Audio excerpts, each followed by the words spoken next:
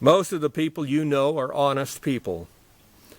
But if you dig down, you might find some interesting reasons why they're honest. Why they're honest. Mine, I have two reasons why I'm honest. The first one is that my mother and father adopted me out of an orphanage, and they got me out after 24 families had looked at me and turned me down. They took me. And almost 4 years old, I couldn't walk, had rashes all over my body. I was still in a diaper at almost 4 years old. I was a mess. I'd been abused from day one, but they took me. And in no time, they had me going just like any other farm kid.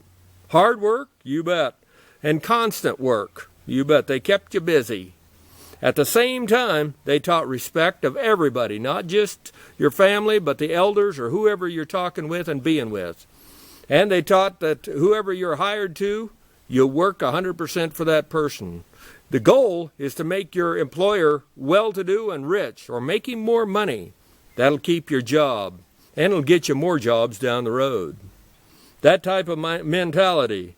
But if I did get in trouble, my mother, she never beat on me or hit me, but she'd take her finger and she'd put it in my face, and she'd say, "You disappointed me."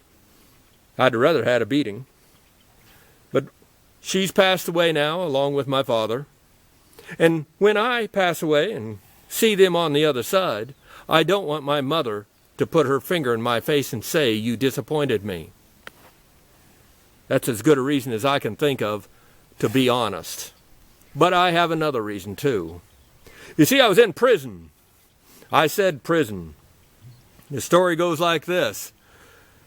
The senior there in Trenton, and old Gordon Benson, he was a class sponsor and a great teacher, incredible man. And he went with us, took us out for a sneak trip at the end of our senior year, 3 days out in Colorado. Went to Colorado Springs and different places.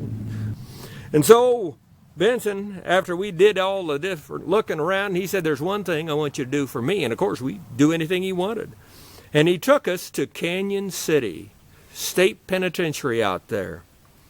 And he had that school bus full of seniors, 18 of us, go through that prison. They lectured to us, they talked to us. They even put us in cells and slammed the doors shut for a few minutes. If that don't open your eyes wide, not counting looking at the back of it, and you get to go to the bathroom in public, basically, because everybody gets to watch you. It was a scary, terrifying thing, I'm here to tell you. Absolutely.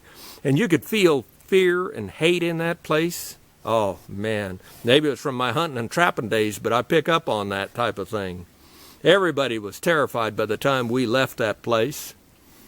We was probably 20 miles down the road before the class president, old Bill Heide, said something. And he said, does anybody want to break the law? And the whole bus didn't just say no. They said no.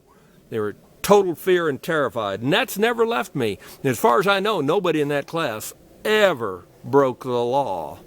So between my mother's finger and going to prison for an hour, I tell you what, it'd be real hard to ever get this old coyote to break the law, to get him trapped in a sting or whatever it might be.